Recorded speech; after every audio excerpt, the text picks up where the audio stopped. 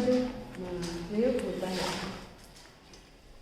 मानसिक रूप से जो पीड़ित लोग होते हैं उनके लिए विशेष रूप से संगीत का बनाया गया पॉइंट्स ऑफ लिख लो कि मानसिक रूप से पीड़ित व्यक्तियों के लिए संगीत का प्रयोग।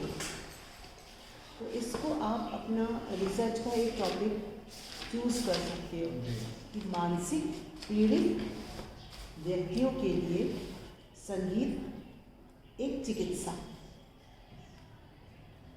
ठीक है ना। अब इसको आप इस टॉपिक को करोगे कैसे? पहले दोगे संगीत चिकित्सा क्या होती है, इसमें कई सारे पॉइंट्स बनेंगे। संगीत चिकित्सा क्या होती है, संगीत चिकित्सा का इतिहास, उत्पत्ति, इसका क्या लाभ है, क्या प्रयोग है, ये सब तुम्हारे सिनॉप्सिस में पॉइंट्स जाएंगे। एक तो चैप्टर पूरा संगीत चिकित्सा का हो जाएगा। विदेशों में क्या संगीत चिकित्सा का स्थिति है, हमारे भारत में कैसे क्या रहा संगीत चिकित्सा का वो। ठीक है। पूजा, ठीक है। तो एक चैप्टर तुम्हारा ये होगा। अब हमने मानसिक क्या दिखाया था टॉपिक? अब मानसिक रूप से पीड़ित क्या होता है इसको डिफाइन करो। नेक्स्ट चैप्टर कितने तरीके के शारीरिक क्या होता है पीड़ित, मानसिक क्या होता है, आर्थिक पीड़ित क्या होता है, सामाजिक रूप से पीड़ित क्या होता है। एक तो तुम ये दोगे किस तरह से आदमी पीड़ित रहता है, क्लियर हुआ। फिर हम मानसिक पे आएंगे। बाकी सबके तो शॉर्ट में दोगे, कोई भी मिसेज एक जो गणपति आएगा तो उसके बाद फिर हम आएंगे कि मानसिक पीड़ित होता क्या है, कितने तरीके से मानसिक पीड़ित होते हैं, किस एज ग्रुप के ज़्यादा होते हैं, किस एज ग्रुप के कम होते हैं, उनकी क्या फिर आएगा उसके उनके क्या कौन से लोग इलाज करते हैं, क्या क्या इलाज है, एलोपैथिक है, होम्योपैथिक है, बायोकेमिक है, ऑपरेशंस हैं, व्हाट्सएवर। ठीक। फिर अब जाएगा कि संगीत का क्या है। अब मेन चैप्टर हमारा शुरू होगा कि संगीत का कैसे थ्रू मानसिक पीड़ित कैसे कम किया जा सकता है, मानसिक पीड़ा, किस पीड़ा में संगीत ज़्यादा इफेक्टिव है, किस मानसिक पीड़ा में संगीत कम इफेक्टिव है, किस एज ग्रुप के मानसिक पीड़ितों पर ज़्यादा हो रहा है, किस एज ग्रुप के मानसिक पीड़ितों पर कम हो रहा है। ज़्यादा हो रहा है तो क्यों हो रहा है, अगेन क्यों, क्योंकि रिसर्च में हमेशा क्वेश्चन मार्क रहता है क्यों, और कम हो रहा है तो क्यों, कई सारे कॉजेज हो सकते हैं। तो इस तरीके के रिसर्च की सिनॉप्सिस बनती है। समझ गए? या तुमने स्पेशल याददाश्त के ऊपर दिया कि संगीत का 10 से या युवा वर्ग या किशोर वर्ग 10 से 18 साल तक के बच्चों का जो लर्निंग कैपेसिटी है या एजुकेशन का जो भी है स्टडीज़, उसमें संगीत क्या सहायक है। ठीक, ये टॉपिक बन गया। अब हम सबसे पहले आएंगे एजुकेशन। जो भी टॉपिक होता है हमेशा लिखा जाता है, लिखकर फिर इसको ब्रेक कर दो। एजुकेशन दिया हमने तो पहले एजुकेशन या लर्निंग सिखाइए, बताइए कि लर्निंग से आपका मतलब क्या है, क्या तात्पर्य है, क्या होता है, उसका मनोविज्ञान के रूप में क्या लर्निंग होती है, क्या डेफिनेशंस हैं लर्निंग। क्लियर हो गया? लर्निंग कैसे, किस तरीके की लर्निंग, कितनी लर्निंग्स होती हैं, कुछ वर्बल लर्निंग्स होती हैं, तरह तरह की लर्निंग्स हैं। लर्निंग करने के बाद डिफरेंट माध्यम लर्निंग कराने के कौन कौन से माध्यम होते हैं, उसमें संगीत एक माध्यम है, वन ऑफ द, पूरा नहीं है ना बेटा। तो हर एरिया का लर्निंग माध्यम अलग अलग होगा। डॉक्टर का लर्निंग माध्यम अलग होगा, ऑपरेशन करके दिखाना होगा डॉक्टर। तो क्लियर है चीज़ें। फिर लर्निंग को डिफाइन कर दिया। अब आप आइए एज ग्रुप, कितने एज ग्रुप्स हैं। फिर 10 से 18 एज ग्रुप पे आप आओगे। 10 से 18 को डिफाइन करो कि क्या है, कौन सा वर्ग है, क्या क्या डेफिनेशंस हैं। ये टोटल ऐसे चीज़ें लिखी जाती है पूरी। ठीक है। फिर उसके बाद लर्निंग, हाँ किशोर वर्ग आ गया। फिर उसको पे उसका अब आप आओगे संगीत, कितने तरीके से सीख रहा है, एक तो ये लिखा, अब संगीत से सीख रहा है। फिर उसके ऊपर एक टेस्ट ले आओ कि हम ये चीज़ है, ये पार्ट है, या ये कविताएं हैं, या ये उसके कुछ फार्मूलाज हैं। फार्मूले भी बहुत अच्छे से लर्न कर सकता है बच्चा। मुश्किल मुश्किल फार्मूले नहीं रट होते हैं, किसी अच्छे फोक गीत पर या फिल्मी गीत पर या राग बेस्ड गीतों पर जो बच्चा बहुत अच्युतम केशवम इस पर करा के बच्चे को सुना दिया, ये बच्चा भालू वाला आया, साथ में भालू लाया, नाच भालू नाच, इस तरह सॉन्ग्स पे वो फॉर्मूलेज रट के उसको कराया 10 दिन। देखो 2 दिन में रट लेगा बच्चा। तो जैसे अभी आपने टॉपिक बताया था हम लोगों को, मतलब कि हैंडीकैप बच्चों पे कैसे हम संगीत चिकित्सा को जोड़ सकते हैं। तो इसमें हम जैसे अभी आपने इनका कैटेगराइज किया ना कि कैसे हम अपना सिनॉप्सिस प्रिपेयर करेंगे, तो इसमें मतलब ये वाला फॉर्म अगर हम लेते हैं तो इसमें कैसे हम कैटेगराइज कर सकते हैं कि जैसे या लर्निंग का क्लास 1 और 2 के बच्चों पे क्या इफेक्ट है, तो हम इसको कैसे कैटेगराइज कर सकते हैं। सबसे पहले टॉपिक जो भी हम लेंगे बहुत क्लियर होना चाहिए टॉपिक के बारे में, वेग टॉपिक नहीं होना चाहिए कि हम ये ले लेंगे, नहीं, टू द पॉइंट। हैंडीकैप्स तो हैंडीकैप्स, नॉर्मल तो नॉर्मल, ठीक। तो अगर हमने नॉर्मल फॉर एग्जाम्पल नॉर्मल बच्चे ले लिए, हैंडीकैप से भी खूब कम हुआ है, खूब कम हो रहा है, लेकिन पर्टिकुलर चीज़ों पर नहीं हो रहा है, जैसे मोटर फंक्शनिंग उस पर नहीं हो रहा है, थोड़ा मुश्किल है ना, कोई बात नहीं। जैसे तुमने नॉर्मल ले लिया, अब एक पहले हमने एक टॉपिक बनाइए, टॉपिक की भी एक लिमिट होती है, ये कि पूरा 4-5 लाइन का टॉपिक बन गया, लिमिटेड वर्ड्स होते हैं, इतने ही शब्दों में आपको टॉपिक बनाना है। फॉर एग्जाम्पल एक लाइन से भी थोड़ा छोटा था, तो ऐसा था ना एक सही जगह प्रहार करना, तो सही प्रहार करना चाहिए। आपने ये कि क्या लेना चाहते पहले बताओ। नहीं, जैसे मुझे तो ये टॉपिक भी थोड़ा इंटरेस्टिंग लग रहा है जो अभी आपने बताया था कि मानसिक रूप से पीड़ित व्यक्तियों के लिए संगीत चिकित्सा। अब हम इसको how to define via age group, via category, युवावस्था, प्रौढ़ावस्था, ऐसा उसको करना पड़ेगा। थोड़ा सा इम्प्रेसिव, ऐसे पीड़ित व्यक्ति तो भैया हर तरीके के हैं, तो फिर आप उसमें कहेंगे कि 8 से या युवा वर्ग भी देना पड़ेगा। युवा तो बहुत बड़ा है, इतना कहाँ घूमते फिरेंगे। किशोर अवस्था 12 से 16 वर्ष, इसमें फिर ब्रैकेट में नीचे डालोगे किशोर अवस्था ब्रैकेट में 12 से 16 वर्ष, या नीचे डाल दिया, या किशोर वर्ग या युवा किशोर वर्ग के बालकों या किशोर वर्ग पर संगीत या किशोर वर्ग के एजुकेशन पर लेना चाहती हो क्या, मानसिक क्या लेना चाहती हो, पर्टिकुलर देना पड़ेगा वो। जैसे आपने अभी जो बताया था ना उसको आप कैटेगरी मानसिक संतुलन, हाँ मानसिक संतुलन, किशोर वर्ग के मानसिक संतुलन पर संगीत का प्रभाव। क्योंकि ये अवस्था एक ऐसी अवस्था है, हम लोगों ने पढ़ा ना जब वो तूफान का वेग, किसी ने बोला है कि ये अवस्था सबसे ज्यादा उथल पुथल वाली अवस्था होती है, क्योंकि उनमें फिजिकली मेंटली बहुत चेंजेस आते हैं। तो इस समय वो कैसे, क्योंकि इसको तुम बताया क्या, कभी भी कोई टॉपिक जानो तो उससे रिलेटेड 10-12 लाइन से लिखो, 10-12 ऊपर लिखो आप, फिर उसको पूरा पढ़कर फिर इसका जिससे निकाला जाता है। जैसे युवा वर्ग या किशोर वर्ग के युवाओं बच्चों पर के मानसिक संतुलन पर, या तुमने ले लिया मानसिक असंतुलन कैसे प्रभावित होता है, या मानसिक संतुलन कैसे प्रभावित होता है। वैसे इसमें एक पॉइंट जैसे डे ड्रीमिंग का भी बनता है, लेकिन वो बॉयज पे बनता है, क्योंकि बॉयज बहुत डे ड्रीमर होते हैं। हम लोगों ने चाइल्ड डेवलपमेंट में पढ़ा है कि, लेकिन वन ऑफ द पार्ट वो तो मेंटल का हो गया ना, हाँ एक वन ऑफ द पार्ट हो गया, लेकिन ये भी जरूरी नहीं कि हमने 50 बच्चे ले लिए उस पर काम करेंगे सभी डे ड्रीमर्स हों। एक मानसिक लेना पड़ेगा तुमको, पर्टिकुलर उस एरिया में क्या क्या चीज़ें बोली वो देखनी पड़ेगी। फॉर एग्जाम्पल लर्निंग ले सकती हो, सोचना या याद करना, या उनके सोचने की जो पॉजिटिविटी या नेगेटिव ना आए, सकारात्मक सोच कैसे विकसित हो सकती है। और देखा जाए तो जितनी भी स्टेजेस हैं संगीत हर तरह से प्रभावित होता है।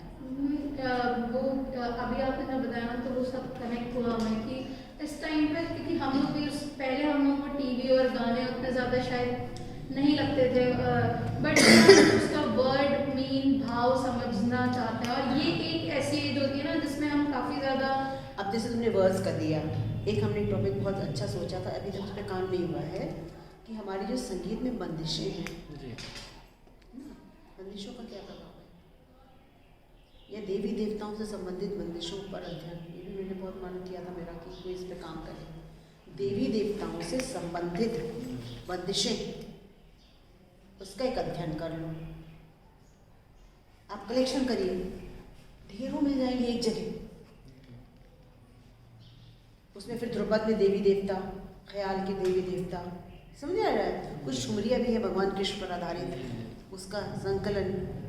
मैम तो जैसे इस पर हम कुछ अगर करना चाहेंगे हाँ? इस पर, तो पर्टिकुलर हम उसी इंसान को सुना सकते हैं जो उसको सीखा हो जिस तरह से कुछ। नहीं, तुम अगर इस पर स्टडी करोगे तो तुमको कई सारे म्यूजिशियंस मिलना पड़ेगा, जी। घरानेदार जो अभी हैं, ना कई कलाकार हैं, उनसे फिर इस बारे में सर हमको कुछ बंदिशें बता दीजिए। कुछ बंदिशें बुक्स से छाटनी पड़ेगी, कुछ पुरानी बुक्स। पहले तो इतना पब्लिशिंग का काम नहीं था, अब तो बहुत सारी बुक्स हैं, आप उसको देखो, स्टडी करो। तो जितनी देवी देवताएं हैं राम पर आधारित बंदिशें मिली, कैसे संबंधित है ये देखा जा सकता है। नहीं खाली देवी देवताओं पे ले लो, या कोई इसमें पर्टिकुलर एरिया पे ले लो। ये भी मतलब क्या है कि फिर हम जैसे ध्रुपद पे हमने देखा कि ले लिया कलेक्शन बनाने की, इन देवी देवताओं पे है, फिर हम उसको क्लासिफिकेशन ऐसे करेंगे कि कौन से देवी देवता पे ज्यादा बंदिश हो रही है। जैसे Exactly. क्या ध्रुपद गायकी में कौन से देवी देवता का प्रयोग ज्यादा हो रहा है, दैट इज। या पूरा पर्टिकुलर ऐसे तो बंदिश आसान है, कहाँ दो मिनट करेंगे ना। या दो कैटेगरी ले ली, मतलब दो गायकी के दो फॉर्म ले ली। नहीं, पूरे देवी देवताओं के अध्ययन। ओके। आप इस कलेक्शन करिए, 1000 थोड़ी मिलेंगी तुम्हें, देखो तो कितनी मिल रही है। या प्रकृति पर संबंधित बंदिशों का अध्ययन, ये भी हो सकता है, प्रकृति पे अध्ययन हो सकता है। या मानसिक स्थिति पर क्या बंदिशें बनी है, कौन कौन सी बनी है, कहाँ कहाँ की हैं। मन रंग, साधारण, अधारण, सबकी ढूंढो बंदिशें, देखो बड़े ख्याल मिल रहे हैं कि छोटे ख्याल मिल रहे हैं, किस टाइप के मिल रहे हैं। एक इस पर नया काम हुआ ना, 10 ढूंढो, वो सारा मिलेगा बैठा। क्लियर भी चीज़ है। मैम जैसे दिगंबर पलस्कर जी ने बहुत इसमें बंदिशें, जो एक भक्ति एक रस पे बंदिशें बनाई, जैसे विनायक वर्धन जी की जो राग विज्ञान, उसमें बहुत सारी ऐसी बंदिशें हैं बिल्कुल, जो राम जी का ज़्यादा उन्होंने उसमें यूज़ किया है। हाँ बिल्कुल। और ये आप कंपैरेटिव स्टडी कर सकते हो, भातखंडे जी की बंदिशें ढूंढ डालो, या दिगंबर पलस्कर जी की बंदिशें ढूंढ डालो, उनका कंपैरेटिव स्टडी कर लो। उनका नाथ ठाकुर जी की, या 3-4 लोगों का ले लिया, या पर्टिकुलर एरिया ले लिया कि स्वतंत्रता पश्चात इससे इतने साल, 1950 से लेके 2000 तक के जो बंदिशें लिखी गई हैं, किस तरीके की बंदिशें थी, या उससे पहले की कितनी बंदिशें लिखी गई हैं, कैसी थी, मुगल काल में कैसी बंदिशें थी। बंदिश पे ढेरों काम है, कहाँ तो कोई जगह डालो देखो निकलता चला जाएगा काम। बस सोच विकसित करनी पड़ेगी हम। मैम रागों के समय सिद्धांतों पे भी हो सकता है। हाँ, रागों पर भी बहुत मुश्किल है, पर करना है, मुश्किल है तो क्या, काम तो शुरू करेंगे ना। राग का समय सिद्धांत आज के परिप्रेक्ष्य में कहाँ तक सही है। आज तो रात में 1 बजे कोई कौन सुनने नहीं आएगा, दोपहर में कोई नहीं सुनेगा कार्यक्रम, तो क्या दोपहर के राग गाए नहीं जाएंगे। पहले मैम होता था रातों रात प्रोग्राम चलते थे, लेकिन अब समय की कमी से ऐसा नहीं हो पा रहा है। भाई दोपहर को तो आजकल सब बिजी है आदमी, और हर चीज़ तो अब मोबाइल पर आ गई है, सब नेट पर आ गई है, यूट्यूब में सब कुछ आ गया है, उसमें तो किसी वक्त भी सुना जाता है। तो क्या वो राग समय सिद्धांत आज प्रभावी है? जी। क्या आज हम सुने तो क्या प्रभावित, उसमें आपको कहीं होगी। देखो जो रिसर्च जब करोगे ना, सिनॉप्सिस बनाइए, सिनॉप्सिस बनाने के बाद हम कई सारे हमारे माध्यम भी होते हैं। एक तो बुक्स पढ़ोगे आप, इंटरव्यूज़ लोगे लोगों के जा जाके, जितना कलेक्शन में। अब मैं म्यूज़ियम पे भी बताऊंगी तुम लोग, बड़ा इंटरेस्टिंग टॉपिक है म्यूज़ियम। कैसे आप म्यूज़ियम से जाके सीखोगे, कैसे आप कॉइन्स पढ़ोगे, कैसे आप जाओगे, क्या है, कैसे क्या चीज़ें, इस पर भी तुम लोग जाओगे तो मैं वो बताऊंगी पूरा। बहुत इंटरेस्टिंग है चीज़ें, तो उसमें जाओ, अंदर घुसते जाओ। अब जो लोग बता रहे हैं तुमको, उसका कोई प्रमाण है कि नहीं, ये भी देखना बहुत ज़रूरी है। ये थोड़ी कि कह देंगे हमने भैया उस दिन राग दरबारी गाया था, अगला आदमी सो गया था, सुननी नहीं आती थी, सो गया था। आपके पास प्रमाण थोड़ी है, तो हमें प्रमाण भी चाहिए। कितने प्रमाण आप ला सकते हो, कितने इंटरव्यूज़ लिए हैं आपने, बुक्स कहाँ हैं, पुरानी बुक्स देखनी पड़ेंगी, लाइब्रेरीज जानी पड़ेंगी। यहाँ लाइब्रेरी बहुत रिच है, यहाँ पे जाओ पढ़ो देखो। और पर्टिकुलर कोई बुक एक बेटा नहीं होती है, रिसर्च में कोई बुक नहीं होती है। हम जब रिसर्च करते पूरी IIT मैंने छान डाली थी, पूरी लखनऊ जाकर पढ़ डाले थे, बनारस चले गए थे, इलाहाबाद, घुस जाओ अंदर, रोज़ जब पढ़ते जाओ पढ़ते जाओ। तो जब चीज़ पढ़ने शुरू करोगे तो नई नई चीज़ें मिलेंगी तुम्हें। इतना कुछ हम क्यों बोल पा रहे हैं, क्योंकि हमने इतना पढ़ा हुआ है। नेट में हमने अपने आप को कमरे में बंद कर लिया था 6 महीने, सिर्फ चाय लेके जाते थे एक बड़ी कप, पूरी अपनी बुक्स तो थी मेरे साथ, एक किताब चट डाली थी। सौंदर्य शास्त्र ले लो, एस्थेटिक्स जी जी भरा पड़ा है। किसी राग का क्या है एस्थेटिक्स, अब बैलेंसिंग होता है, संतुलन है, कैसे होता है जी करके दिखाओ। ये सौंदर्य शास्त्र ले सकते हो आप। गायन का सौंदर्य पक्ष किन किन चीज़ों से बढ़ता है, यू नो, किन किन चीज़ों से हमारा सौंदर्य और बढ़ा सकते हैं हम।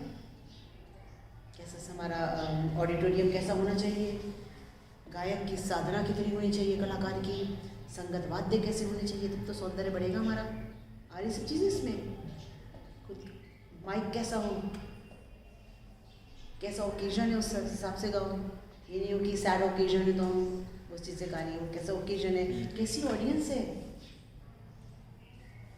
हर तरह की ऑडियंस है। अगर क्लासिकल वाली बैठी है तो तुम अगर लाइट गाओगे तो नहीं पसंद करते हैं वो लोग, प्योर क्लासिकल होने चाहिए। जी उनका कैसा मिजाज है, हमारे इंस्ट्रूमेंट्स कैसे मिले हैं, ये सौंदर्य पक्ष कैसे बढ़ा रहा है। फिर हम जो गा रहे हैं कितना समय में गा रहे हैं, उसमें सौंदर्य के कौन कौन से ये जो सिद्धांत पढ़े होंगे तुम लोगों ने, वो सिद्धांत कैसे आ रहे हैं उसमें, सौंदर्य सिद्धांत पता है, बैलेंसिंग कैसी है, स्थायी यंत्रा में कैसी बैलेंसिंग है। अपने राग गायन के बाद फिर हमने क्या गाया, एक आध कार्यक्रम कहीं होते हैं बहुत अच्छा राग गा रहे, गाते गाते फिर एकदम से वो फिल्मी गाना गा दिया उन्होंने, बिल्कुल रस खत्म हो जाता है। जी होता हुआ है, बड़े बड़े लोग करते हैं, उनको लगता है ऑडियंस। तो ये सब चीज़ें कैसे, अब उसके अंदर जब घुसना शुरू करोगे, जैसे म्यूजिक थेरेपी तूने ले ली, चिकित्सा, चिकित्सा है क्या, कितनी चिकित्साएं हैं संगीत। अब भारत में संगीत चिकित्सा का क्या है, ये भी ले सकते हो। इंडिया में क्या है इसका स्कोप, या इसका क्या फ्यूचर है संगीत चिकित्सा का। संगीत चिकित्सा में गायन की चिकित्सा हो गई, वादन हो गई, नृत्य हो गई, कितना लोगों ने काम किया है, ये चीज़ इसमें कंपैरिजन उसका अब क्या हो सकता है, कौन कौन सी बुक्स लिखी गई है, बुक्स खत्म है, बुक्स ही नहीं इसके ऊपर।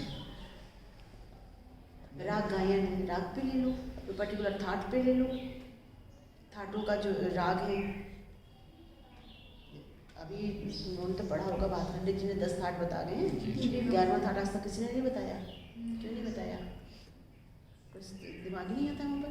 वही 10 थाट हम लोग रट लेते हैं और हम रिटायर भी हो जाते हैं पढ़ा पढ़ा के वही 10 थाट में, जबकि कई सारे ऐसे रागाज हैं जो इसके लिए 11वां थाट चाहिए, पता है ना, इसमें दोनों मध्यम का प्रयोग हो रहा है, तो ये ऐसा नहीं है था, तो इस पर भी काम हो सकता है, बहुत अच्छा चीज़ है।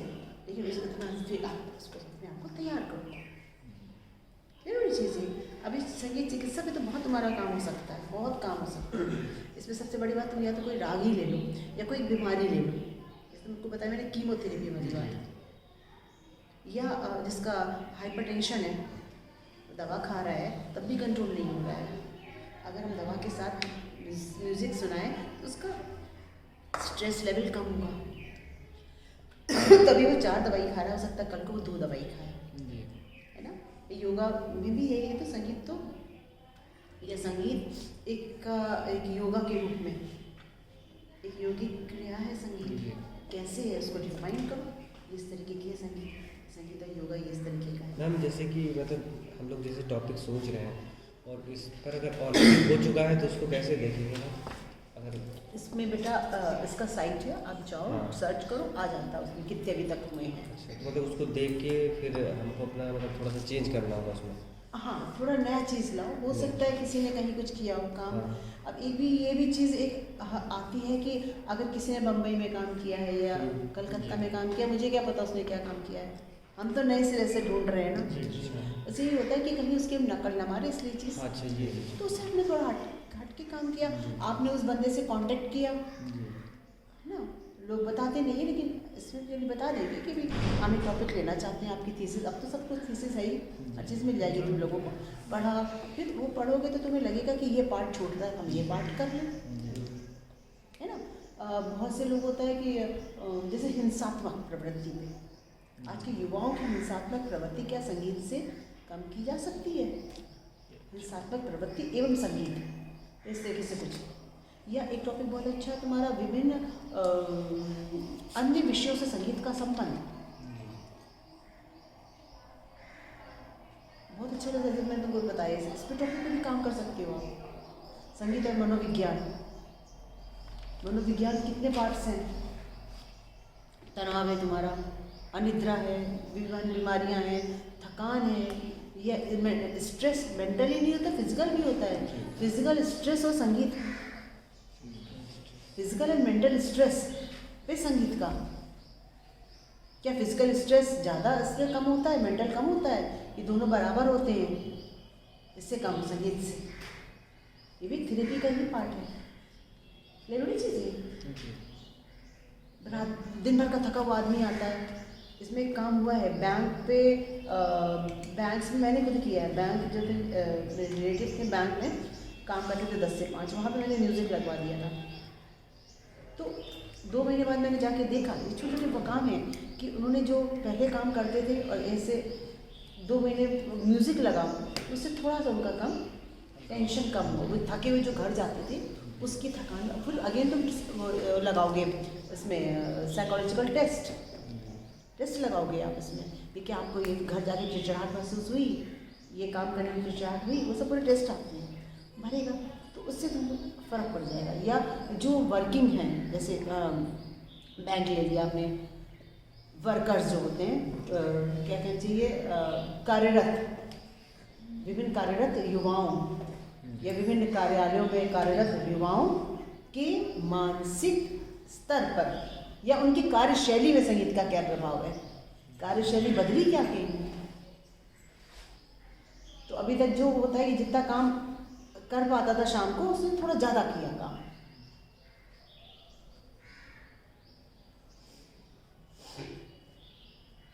ये सब टॉपिक्स नए निकलेंगे तुम्हारे, है ना।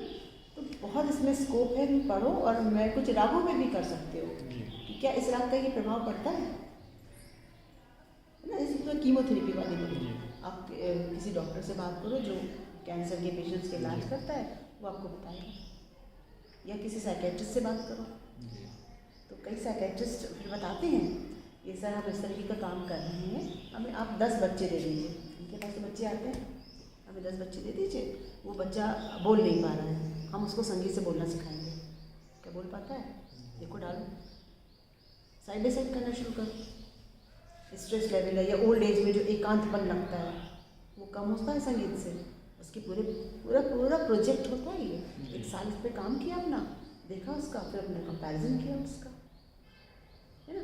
या प्रेशर पॉइंट्स क्या दबते हैं संगीत से, उसका फ़र्क पड़ता है। प्रेशर पॉइंट्स हमारे दबते हैं। या अभी हम कहते हैं ये एब्डोमिनल ब्रीदिंग का क्या फ़र्क है, एब्डोमिनल ब्रीदिंग पे काम कर लो। कोई पार्ट पकड़ो, भरा पड़ा है संगीत। एब्डोमिनल ब्रीदिंग जो संगीत में है, क्या इसका पड़ता है, इसको देखो कि इसका एडवर्स इफेक्ट तो नहीं है, क्या पॉजिटिव है, क्या नेगेटिव है, क्या है। थकान पर है, तनाव पर है, याददाश्त पर है। अल्जाइमर के पेशेंट्स पे करो काम, और बहुत इंटरेस्टिंग है ये चीज़, तो बोरिंग वाला नहीं है। अपने अल्जाइमर पेशेंट्स लिए उनसे बात किया, फिर म्यूजिक सुनाया, उनको किया, 10 में 4 हो सकता है 9 कोऑपरेट करें, इस तरह से किया, ठीक है ना। और सोचो और डिस्कस करो, हम तुमको बताते हैं इसके बारे में। कोई तुम्हारे दिमाग में चीज़ क्वेरी आ रही है, कुछ पूछना हो उसमें? मैम जैसे कि अभी टॉपिक आपने बताया था ये कॉन्फिडेंस को लेके, हाँ। बच्चों में जो होते हैं कुछ एक ग्रुप पर्टिकुलर है, तो उसको मैम कैसे हम एक सिस्टमेटिक वे में उसको कैटेगराइज कर सकते हैं कि वो टॉपिक भी बहुत वास्ट ना हो और एक हम उसको लेके कॉन्फिडेंस लेवल पे, है ना। तो कॉन्फिडेंस लेवल का सबसे पहले पता करो क्या कोई टेस्ट आता है, टेस्ट मेजर करने का आता है, क्योंकि मनोविज्ञान का जो भी होगा हर टेस्ट आते हैं बहुत सारे। तो कॉन्फिडेंस लेवल का आता है क्या, है ना, कि हमने ये काम किया तो हम सक्सेसफुल होंगे कि नहीं। इस तरह के कई सारे प्रश्न दिए होते हैं, इसमें घुमा फिरा के इसको ये ना पता लगे पेशेंट को कि हमारा ये हो रहा है, जांच रहे हैं, वरना तो सब में वो अपना कॉन्फिडेंस लेवल, कोई भी अपना इगोइस्ट होते हैं ना इतने सारे बच्चे, ये नहीं मेरा गलत, मुझे ना कोई कहे कि मेरे कॉन्फिडेंस लेवल की कमी है। टेस्ट दिया, फिर आपने संगीत उसको समझाया, सिखाया, उसके प्रोग्राम्स कराए छोटे से, लोगों ने कहा क्या बात है, वेरी वेरी गुड, बहुत बढ़िया बेटा, तुम बहुत अच्छा बजाते हो, बहुत अच्छा गाते हो। संगीत सुनाया, सीखा, फिर 2-4 प्रोग्राम दिए, खुद गाया, खुद करा, फिर तुमने टेस्ट लगाया। ये संगीत प्रतियोगिताएं होती हैं, उसके बाद बच्चे का कॉन्फिडेंस लेवल कितना बढ़ जाता है, उसने गाया, जब तक वो बच्चा 4-5 जगह नहीं गाएगा जी फियर रहता है वे से गलत हो जाएगा, वो क्या सुनेगा कि बेसुरा गा रहा हूँ मैं बेताला हो गया। फिर धीमे धीमे वो इसका कॉन्फिडेंस लेवल बढ़ जाता है। ये सब चीज़ों की स्टडी समझिए बेटा। जी। तो इसमें अंदर बहुत सारी चीज़ें हैं, अंदर बहुत सारी चीज़ें हैं और इसको लिंक करते जाओ। जी यह संगीत द्वारा राजनीतिक शास्त्र संगीत से कैसे है संबंधित, ज्योतिष शास्त्र है संगीत से संबंधित, पता है ज्योतिष मैम इस पर तो अभी कुछ पढ़ा नहीं है। इसमें काम है संगीत और ज्योतिष शास्त्र का संबंध। हर स्वर का ग्रह है, जी हर राग का ग्रह है। जी इस बुक है यहाँ पर संगीत और ज्योतिष शास्त्र पढ़ना, एक ही बुक है, छोटी सी बुक है। क्या नाम है बुक का? और कोई ग्रह संगीत और ज्योतिष शास्त्र और संगीत इस तरीके करके है। हम इशू करा सकते हैं। हाँ हाँ हाँ, बहुत बढ़िया बुक है, इतनी इंटरेस्टिंग है, तुम्हें मज़ा आ जाएगा। हर राग का, हर स्वर का रंग होता है, हर राग स्वर के ग्रह होते हैं, हर राग स्वर के देवी देवता होते हैं। किसी का कोई ग्रह खराब है, जैसे हम उसको नीला में मोती देते हैं तो पर्टिकुलर राग गाए तो क्या उस ग्रह पे प्रभाव पड़ता है। इसमें आप ज्योतिष शास्त्र को ले लो, क्या टॉपिक है ना, नया चीज़। अरे मज़ा आ गया था मुझे इस बुक पढ़ के। मेरा थोड़ी सी बुक इंटरेस्ट लगी। है। पकड़ो। और मेरा इंटरेस्ट है। नया चीज़ इसमें लता मंगेशकर जी, किशोर कुमार जी, 10 आपने वो ले लिए क्या म्यूजिशियंस, 20 म्यूजिशियंस ले लिए बड़े बड़े, उनकी जन्मपत्री कुंडली में ले जाएगी। उसमें देखा कि ये इन्होंने इतना नाम किया है क्यों। श्रेया घोषाल, क्या कोई चीज़ें कॉमन है इनकी कि इन्होंने बहुत सारे ऐसे संगीतज्ञ होते हैं, म्यूजिशियंस होते हैं, इतना बढ़िया गाते हैं और उनको कोई नहीं जानता। सही। क्या उनके ग्रह ऐसे हैं, क्या संगीतज्ञ ये ग्रह हो तो ये संगीतज्ञ बनता है नया चीज़ें। बिल्कुल। अरे मज़ा आ जाएगा, सब टॉपिक पूछते जाओ, मैं तो पूरे दिन टॉपिक बताती रहूँ। ये बहुत इंटरेस्टिंग टॉपिक है। बहुत बढ़िया है ये ये ज्योतिष शास्त्र का। मुझे ऐसा लग ही रहा है कि इस टॉपिक पे कुछ अरे बहुत बढ़िया है ये, मेरा तो इंटरेस्ट है। करो। 10 लोगों के, अब सब तो नेट पे पढ़ा यार, सबकी जन्मपत्री ले ली, फिर एक ज्योतिष को पकड़ना पड़ेगा, हमारे पास है ना। हाँ, उनसे समझो, देखो, फिर देखो, हो सकता है ये 4 ग्रह हो। सही। भाई मैं तो नहीं, मुझे इतनी नॉलेज है, बट उस चीज़ को देख सकते हैं। और हमने क्या किया, संगीत के भीमसेन जोशी जी इन सब का लिया, जन्मपत्री मंगा ली, फिर देखो उसको तो थोड़ा ढूंढना पड़ेगा, सर्च करना पड़ेगा, ये तो PhD है। जी जी विश्व दिगंबर पलुस्कर जी की जन्मपत्री मंगा ली, ये सब मंगा ली, देखो उसमें देखो वो। और नॉन म्यूजिशियंस जो और विद्वान या हम तो कह रहे म्यूजिक का देखो फील्ड, क्या उसमें कुछ कॉमन है ऐसा। ये सब संगीत के मिले और संगीत में चौंक गए। बहुत से आर्टिस्ट हैं। कितने लोग ऐसे हैं कि क्या गाते हैं, क्या बजाते हैं और उनको कोई नहीं उनकी जानता। गायन शैली भी तो देख सकते हैं। गरीबी में, हाँ, गायन शैली वो डिफरेंट हो गया। गायन शैली बेटा, गायन शैली सबकी नहीं देख पाओगे, बहुत कि उसमें घुसना पड़ेगा या कंपैरिजन कर सकते हो, कंपैरिजन, हाँ। उस पर बहुत काम होगा, वो भी बहुत ईजी होता है, आप कर सकते हो गायन शैली। फिर गायन शैली अगेन जो होती है उसको मापने के लिए हम नहीं उतने एलिजिबल हैं, समझ लो ना।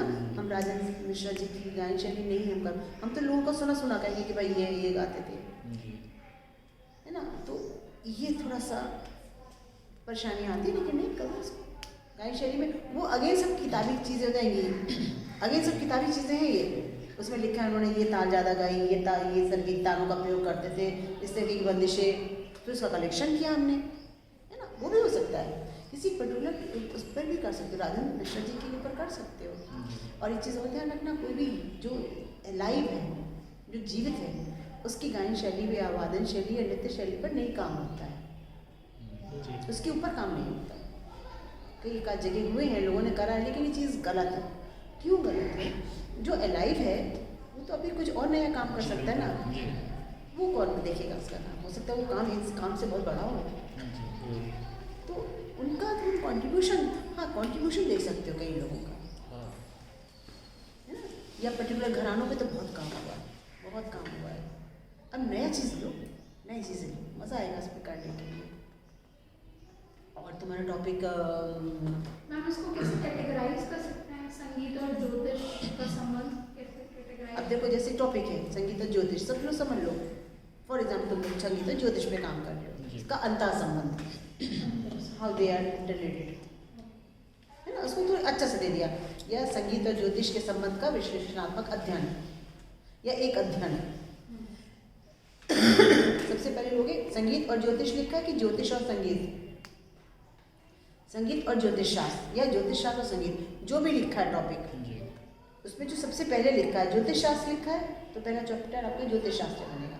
ज्योतिष शास्त्र एक परिचय, ज्योतिष शास्त्र क्या है, डिफरेंट लोगों की परिभाषाएं, कितने ज्योतिषाचार्य हुए हैं, उसका इतिहास, उसका डेवलपमेंट, ये 5 पॉइंट्स ज्योतिष से। फिर जब तुम बुक्स पढ़ना शुरू करोगे तो कई सारी चीज़ें तुम्हें नहीं मिलेंगी, वो सब पॉइंट्स बना लिए, तो सब ये ज्योतिष में हमारा आ गया। एक चैप्टर ज्योतिष का हो गया।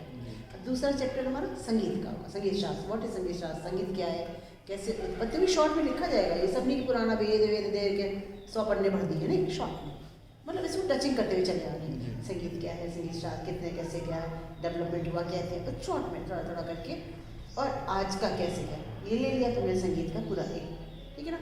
सेकंड चैप्टर ये हो गया। अब थर्ड तुम लोगे ज्योतिष, संगीत और ज्योतिष शास्त्र का अंतः संबंध। इस पर भी ये डालोगे कि जितने राग हैं या स्वर हैं, 7 स्वर, इनका कौन कौन से ग्रह हैं, ग्रह क्या होता है, नक्षत्र क्या होते हैं, सबके नक्षत्र हैं। अब 4 स्वर एक पूरा ले लिया। फिर एक चैप्टर हो गया रागाज, डिफरेंट राग जो हैं हमारे, उनका क्या है। फिर एक तुमने एक ले लिया पूरा पूरा जितने जो मशहूर संगीतज्ञ हुए हैं उनकी कुंडली, उसका संबंध, ना ये वो कितने से खुलते चले आ रहे हैं, वो पार्ट खुलते चला जाएगा।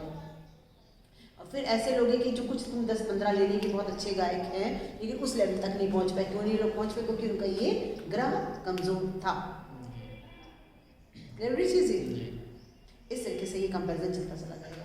तो 5-6 पॉइंट में फिर लास्ट में तुमने साक्षात्कार, डिफरेंट साक्षात्कार लोग, इंटरव्यू सबके, उसमें कुछ ज्योतिष भी जाएंगे, कुछ संगीतज्ञ भी होंगे, दोनों, और कुछ ऐसे लोग जो इस पे दखल रखते हो, जिसमें इन्होंने इस पे कार्य किया है, उसे पहले देना पड़ेगा इस पे कार्य हो चुका है अब, लेकिन ये नहीं हुआ है। ये मैं इसलिए करना चाहता हूँ क्योंकि इसके ऊपर प्रकाश डाला जाए लोगों को, क्लियर हुआ। फिर सारे का कंबाइन, जो सबको कंबाइन करोगे, फिर उपसंहार लिखोगे, फिर बुक्स की वो दोगे, कितना 200-250 आराम से पन्ने 250 हो जाएंगे तुम्हारे से। कहाँ लाइब्रेरीज गई, किन किन से मिला, उनकी फ़ोटो खींची जाएगी, फ़ोटो की लगेगी, ठीक है ना। उनसे इंटरव्यूज लिया, कितनी बुक्स तो है ही नहीं, नाम आते तो फिर नया काम हो जाएगा बेटा। ये बुक्स 2 ही 3 है, बुक्स है नहीं इसमें, संगीत ज्योतिष शास्त्र है बेटा, कंप्लीट हो गया। तो हाँ हो गया। अच्छा, उसको मैम, तो जब लिटरेचर नहीं है तो फिर हाउ टू